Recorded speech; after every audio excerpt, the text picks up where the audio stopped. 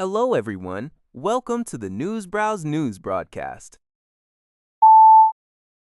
CTV News reports that cherry blossoms in High Park, Toronto are anticipated to bloom by the end of April or early May this year. Stephen Joniak, known online as Sakura Steve, a web designer who has monitored the blossoms for over a decade, shared this prediction. Joniak began his passion project in 2006 after consistently missing the peak bloom due to a lack of online information. He later launched a website in 2012 to track the 6 stages of the blossom's development. He notes that milder weather accelerates the blooming process, while harsh winters can delay or even prevent blooms, as seen in 2016.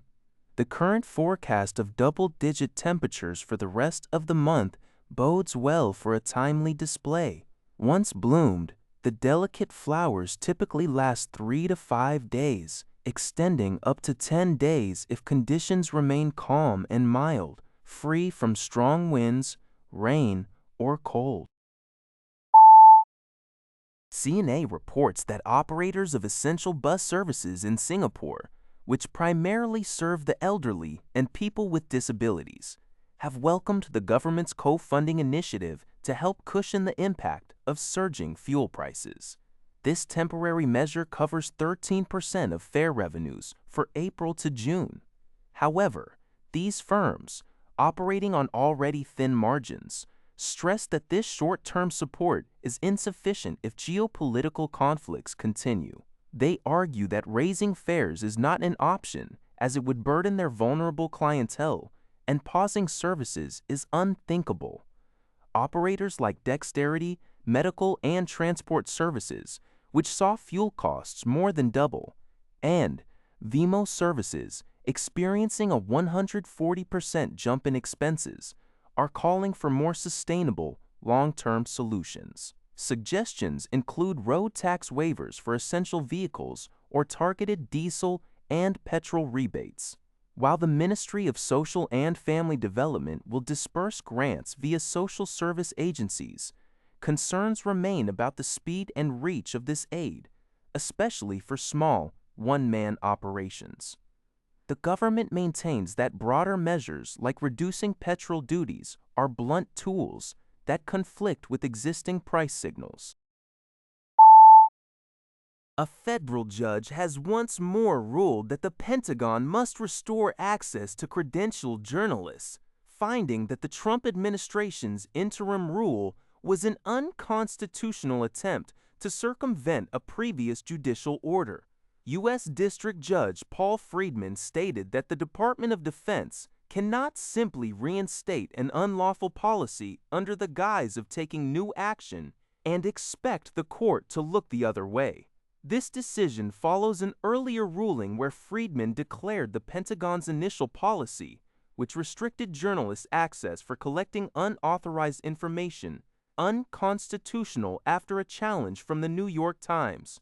The Pentagon's revised policy relocated reporters' offices outside the building and mandated escorts for journalists inside. Friedman strongly condemned these actions, asserting that suppression of political speech is the mark of an autocracy, not a democracy.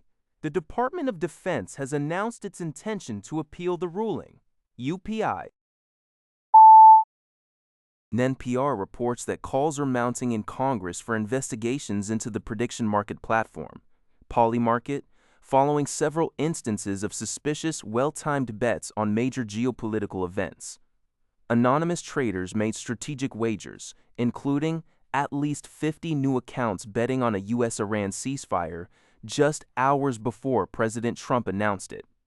Earlier, a user profited $400,000 by betting on a Venezuelan leader's capture hours before it happened, and another made $550,000 before the Iran war.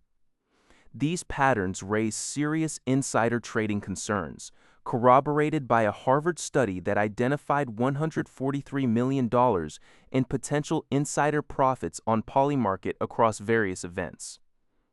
Rech Tusalres has urged the Commodity Futures Trading Commission to investigate, calling the likelihood of such accurate bets without insider information extremely low. Sen.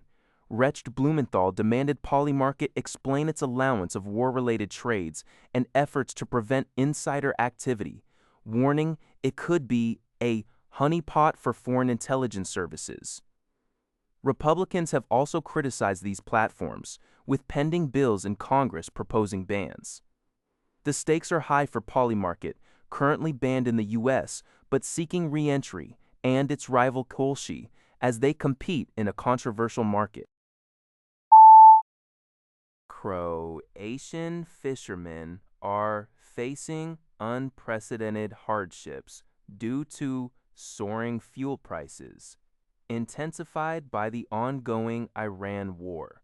According to the Canadian press, Mary John Yakupovich, a veteran fisherman, highlights that blue diesel prices have surged by approximately 70% in just 1 month, from 0.80 euros to 1.36 euros per liter. This dramatic increase, coupled with existing challenges like limited fish stocks, fishing restrictions, and high imports of frozen seafood, is making it nearly impossible for many to sustain their livelihoods. The Croatian government has attempted to cap prices, but the impact is still severe, with some fishermen now spending up to 70% of their earnings on fuel alone. Croatia, an EU member that adopted the euro in 2023, is experiencing the highest inflation in the EU at 4.8% annually, further compounding the economic strain. Vendors anticipate higher fish prices and a shift in consumer habits towards cheaper options like sardines. The industry warns that without a stable fuel price, many will be forced out of business. That's all for this video. Thank you for watching. See you in the next video.